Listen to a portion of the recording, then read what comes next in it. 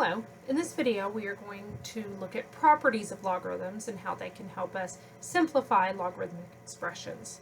So remember that if we have the log base b of some quantity m plus the log base b of some quantity n, we can write that as the log base b of m times n.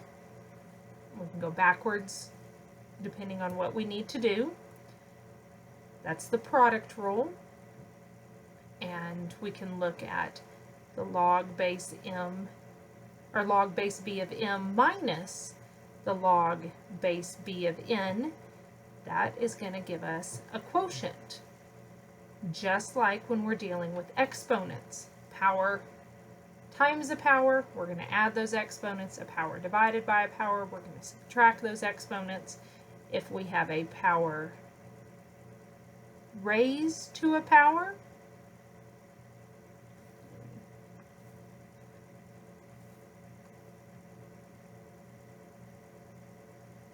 then we're going to multiply those powers together.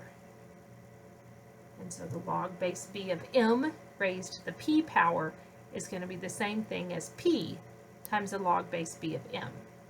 We also have a change of base rule. We can write the log base b of some expression m is going to be the same thing as the log base a of that expression divided by the log base a of that original base. And typically what we use this for is to go to either common or natural log. So we could write this as the common log of m over the common log of b, or the natural log of m over the natural log of b.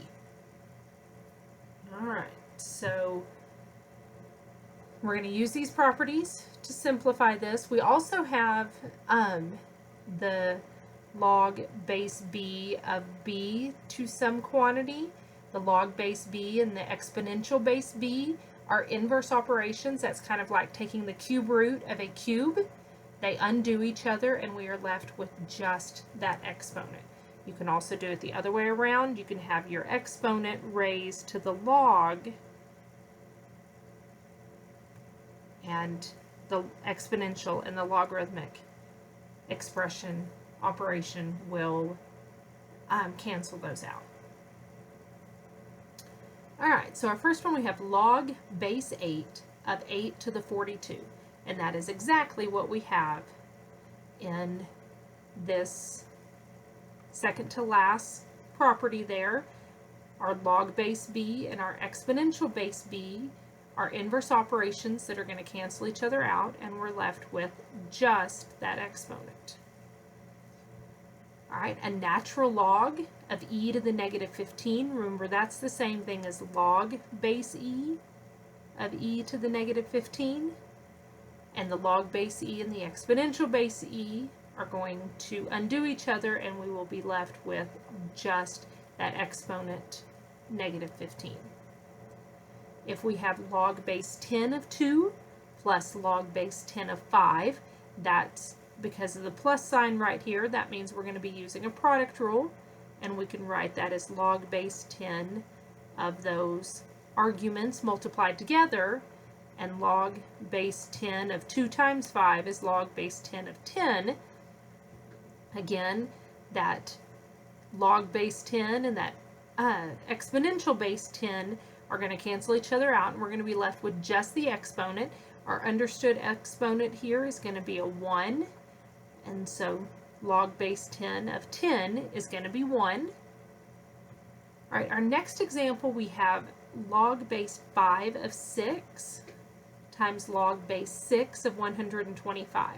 Now, all of these rules that we have here all have the same base. We can't combine anything unless they have the same base. But we can use a change of base. So if we don't have the same base, we can convert them to the same base. So let's go ahead and just convert these all to natural logs. Doesn't matter what base, whether you do common log or natural log, it's going to end up going the same way. So if we convert log base 5 of 6 to natural log, that's going to be the natural log of our argument 6 divided by the natural log of our base 5. And log base 6 of 125 is going to be the natural log of 125 divided by the natural log of 6. We are multiplying those together. Fractions, we can divide out common factors. In this case, we have a common factor of the natural log of 6. And what we're left with is the natural log of 125 divided by the natural log of 5. Well, we can go back to our base 5 and write that as log base 5 of 125.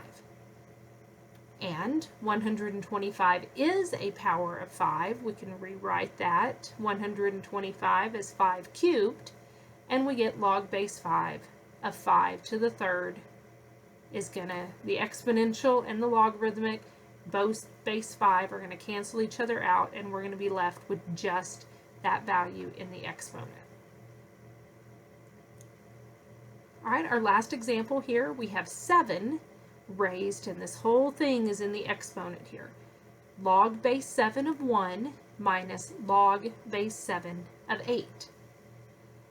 Well, we don't have it exactly in the form like we have here in this last property because we've got logarithms subtracted, but we can use our quotient rule to rewrite that exponent as the log base 7 of 1 over 8.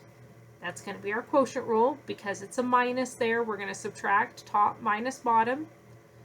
And so we get log base 7 of 1 over 8. Now we do have something in the form of this last property. Our base here is 7, and our exponent is going to be 1